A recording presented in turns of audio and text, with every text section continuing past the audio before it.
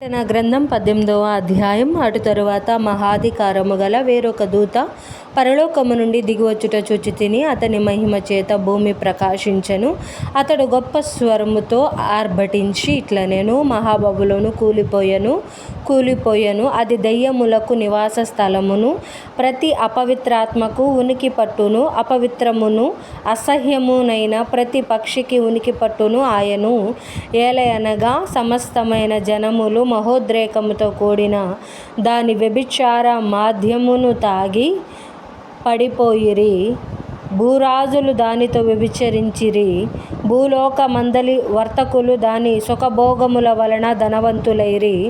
మరియు ఇంకొక స్వరము పరలోకము నుండి ఇలాగు చెప్పగా వింటిని: నా ప్రజలారా, మీరు దాని పాపములలో పాలివారు కాకుండునట్లును, దాని తెగుళ్లలో ఏదియు మీకు ప్రాప్తింపకుండునట్లును దానిని విడిచి రండి.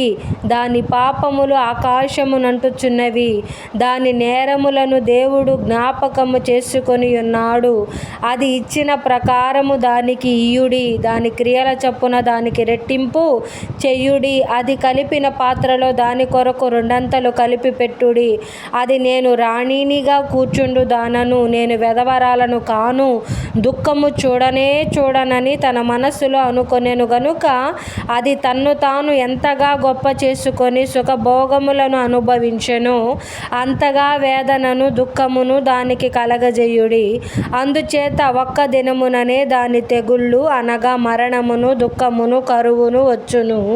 దానికి తీర్పు తీర్చుచున్న దేవుడైన ప్రభువు బలిష్ఠుడు గనుక అది అగ్ని చేత బొత్తిగా కాల్చివేయబడును. దానితో వ్యభిచారము చేసి సుఖభోగములను అనుభవించిన భూరాజులు దాని బాధ చూచి భయక్రాంతులై దూరమున నిలవబడి దాని దహన ధూమమును చూచునప్పుడు దాని విషయమై రొమ్ము కొట్టుకొనుచు ఏడ్చుచు, అయ్యో అయ్యో బబులోను మహాపట్టణమా, బలమైన పట్టణమా, ఒక్క గడియలోనే నీకు తీర్పు వచ్చెను గదా అని చెప్పుకొందురు. బబులోనులోని వర్తకులను ఆ పట్టణమును చూచి ఏడ్చుచు తమ సరుకులను, అనగా బంగారు, వెండి, రత్నములు, ముత్యములు, సన్నపు నార బట్టలు, ఊదా రంగు బట్టలు, పట్టు బట్టలు, రక్తవర్ణపు బట్టలు మొదలైన సరుకులను, ప్రతి విధమైన ద్రవ్యమానును, ప్రతి విధమైన దంతపు వస్తువులను, మిక్కిలి విలువగల కర్ర, ఇత్తడి, ఇనుము, చలువ రాళ్ళు మొదలైన వాటితో చేయబడిన ప్రతి విధమైన వస్తువులను, దాల్చిన చెక్క, ఓమము, ధూపద్రవ్యములు, అత్తరు, సాంబ్రాణి, ద్రాక్ష రసము, నూనె, మెత్తని పిండి, గోధుమలు, పశువులు, గొర్రెలు మొదలగు వాటిని, గుర్రములను, రథములను, దాసులను, మనుష్యుల ప్రాణములను ఇక మీదట ఎవడును కొనడు. నీ ప్రాణమునకు ఇష్టమైన ఫలములు నిన్ను విడిచిపోయెను. రుచ్యమైనవన్నీయు దివ్యమైనవన్నీయు నీకు దొరకకుండా నశించిపోయినవి. అవి ఇక మీదట కనబడవని చెప్పుకొనుచు దాన్ని గూర్చి దుఃఖపడుదురు.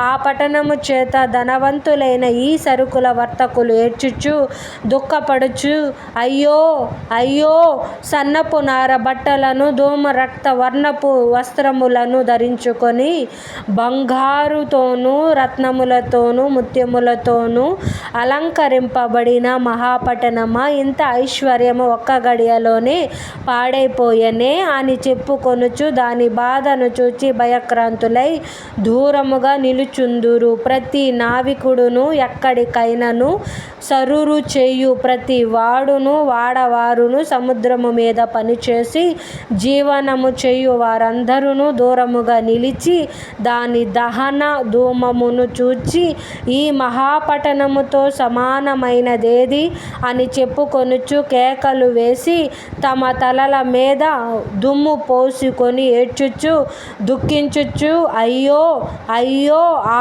మహాపట్టణము, అందులో సముద్రము మీద వాడలు గల వారందరూ దాని యందలి అధిక వ్యయము చేత ధనవంతులైరి, అది ఒక్క గడియలో పాడైపోయెనే అని చెప్పుకొనుచు కేకలు వేయుచుండిరి. పరలోకమా, పరిశుద్ధులారా, అపోస్తలులారా, ప్రవక్తలారా, దాన్ని గూర్చి ఆనందించుడి.